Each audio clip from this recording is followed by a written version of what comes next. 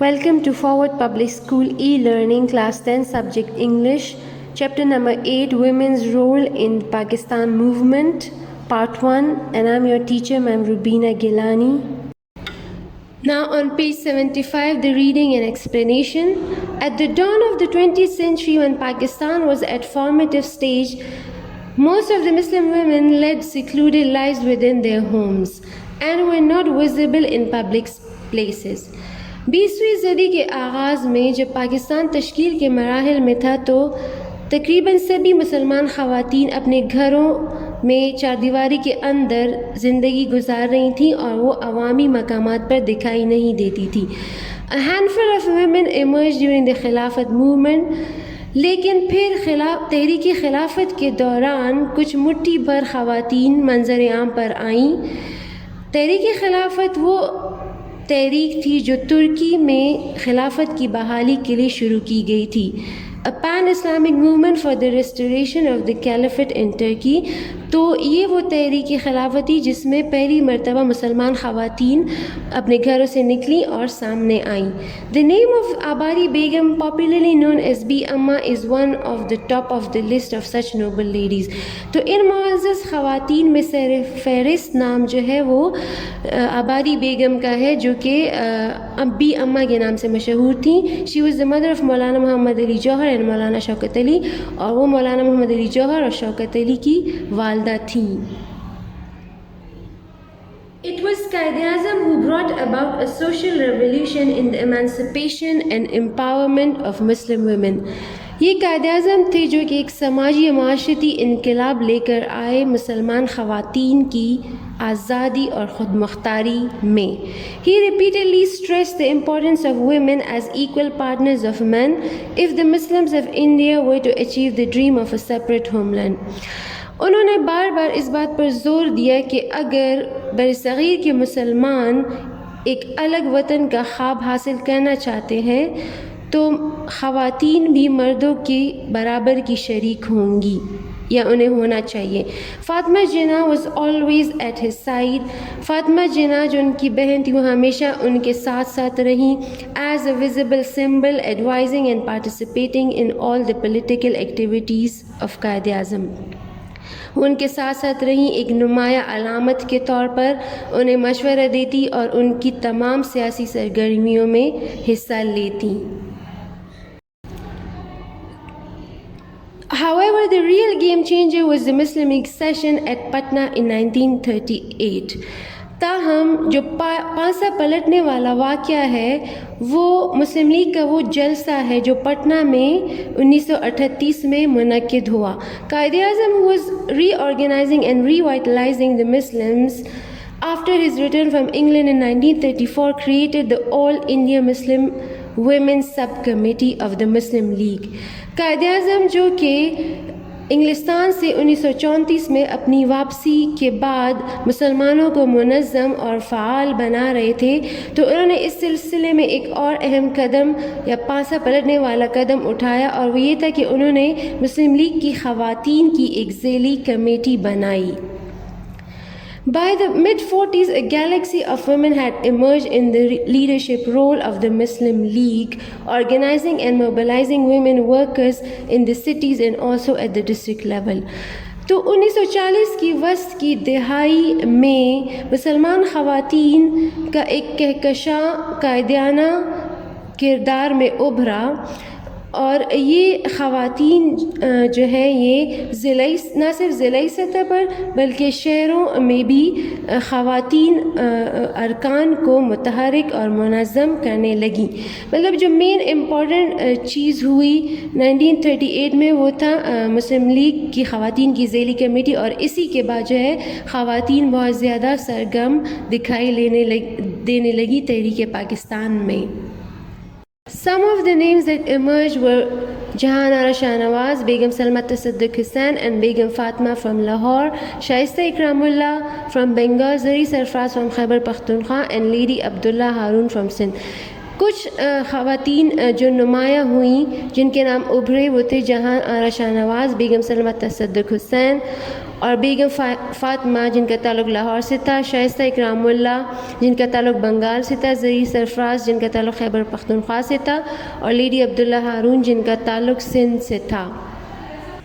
As the Pakistan movement picked up, the Muslim Students Federation and its women wing began playing an increasingly important role in mass mobilization, with girl students traveling even to Khyber Pakhtunkhwa, a remarkable act given the province's social conservatism. تو جیسے ہی تحریک پاکستان زور پکڑتی گئی، مسلمان طالبات کی تنظیم اور اس کا شعبہ خواتین عوام کو متحرک کرنے میں اپنا اہم کردار ادا کرنے لگا، یہاں تک کہ جو مسلمان طالبات تھی وہ خیبر پختونخوا تک کا انہوں نے سفر کیا، اور یہ ایک بہت ہی جرأت مندانہ قدم تھا اس صوبے کی سماجی قدامت پسندی کو دیکھتے ہوئے۔ بیگم Fatima, the founder principal of Jinnah Islamic College for Girls in Lahore, had played a key role in mobilizing female students.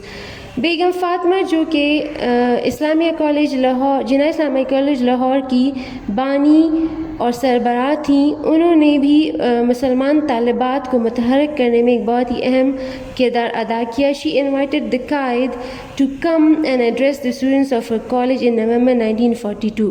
تو انہوں نے 1942 میں قائد اعظم کو مسلمان طالبات سے خطاب کرنے کے لیے مدعو کیا۔ Imagine the impact on these young minds when this charismatic leader declared. تو آپ تصور کریں اس اثر کو جو ان نوجوان ذہنوں پر ہوا جب اس کرشماتی قائد نے اعلان کیا کہ I am glad to see that not only Muslim men but Muslim women and children have understood the Pakistan scheme. میں اس بات پر بہت خوش ہوں کہ نہ صرف مسلمان مرد بلکہ مسلمان خواتین اور بچے بھی پاکستان کے منصوبے کو سمجھ چکے ہیں۔ No nation can make any progress without the cooperation of the women. کوئی بھی قوم خواتین کے تعاون کے بغیر ترقی نہیں کر سکتی۔ If Muslim women support their men as they did in the days of the Prophet of Islam, we should soon realize our goal. تو اگر خواتین بھی مردوں کا ساتھ دیں تو ہم جلد ہی اپنا مقصد حاصل کر سکتے ہیں، جیسے کہ جیسے کہ رسول اللہ صلی اللہ علیہ وسلم کے دور میں خواتین نے ان کا ساتھ دیا تھا۔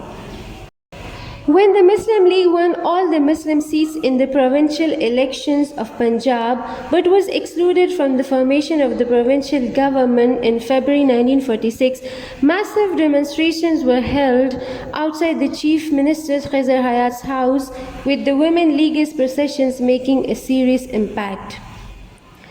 جب پنجاب میں حکومت بنانے کے لیے صوبائی انتخابات ہوئے اور جب مسلم لیگ نے اس میں تمام مسلمان نشستیں جیت لیں، مگر ان کو پھر بھی صوبائی حکومت کے قیام سے خارج کر دیا گیا، تو اسی وجہ سے وزیر اعلیٰ خضر حیات کے گھر کے سامنے بہت ہی بڑے پیمانے پر مسلم لیگ نے مظاہرے کیے، اور ان مظاہروں میں مسلم لیگی خواتین کے جلسوں نے بہت ہی گہرا اثر ڈالا۔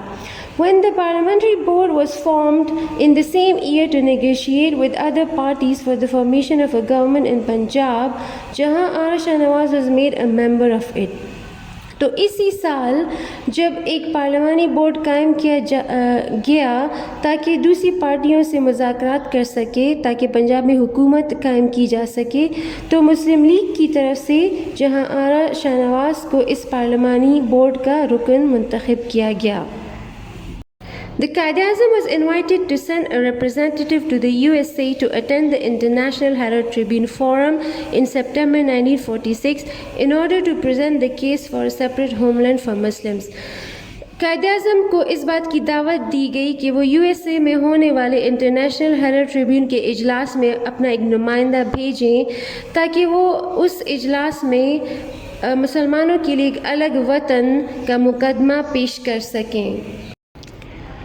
He nominated Jahan Ara Shah Nawaz and M.H. Isfahani for it, telling Isfahani to counter the Hindu propaganda that Muslims were reactionaries who wanted to create a theocratic state. تو انہوں نے جہاں آر شاہ نواز اور ایم ایچ اصفہانی کو اس کام کے لیے منتخب کیا اور ساتھ میں ایم ایچ اصفہانی کو یہ بھی بتایا کہ وہ اس ہندو پروپیگنڈے کا مقابلہ کرے جس کے مطابق ہندو یہ پروپیگنڈا کر رہے تھے کہ مسلمان جو ہے وہ رجت پسند ہے، ریئیکشنریز ہیں اور وہ ایک مذہبی ریاست قائم کرنا چاہتے ہیں. They addressed public meetings and met heads of delegations at the UN from various countries and dispelled the apprehensions about the creation of Pakistan. تو ان دونوں خواتین نے بہت ساری عوامی جلسوں سے خطاب کیا اور اقوام متحدہ میں آنے والے مختلف ممالک کے وفود کے سربراہوں سے بھی ملاقاتیں کی اور ساتھ ساتھ انہوں نے پاکستان کے قیام سے متعلق جو ان کے ذہنوں میں جو خدشات تھے ان کو بھی دور کیا. Isfahani wrote of Begum Shah Nawaz, "The Begum, an experienced parliamentarian, made quite an impression on the audience with her fluent speeches." تو ایم ایچ اصفہانی بیگم شاہ نواز کے بارے میں لکھتی ہیں کہ بیگم شاہ نواز جو کہ ایک تجربہ کار سیاست دان ہے، انہوں نے اپنی رواں تقاریر کے ذریعے حاضرین اور ناظرین پر ایک بہت ہی گہرا تاثر چھوڑا. When the provincial assemblies elected their quota of members to the Constituent Assembly, Begum Shah Nawaz was elected from Punjab and Shaista Ikramullah from Bengal. تو جب صوبائی اسمبلیوں نے آئین ساز اسمبلی کے لیے اپنی مخصوص تعداد یا کوٹا منتخب کیا تو ان میں 2 خواتین کا نام شامل تھا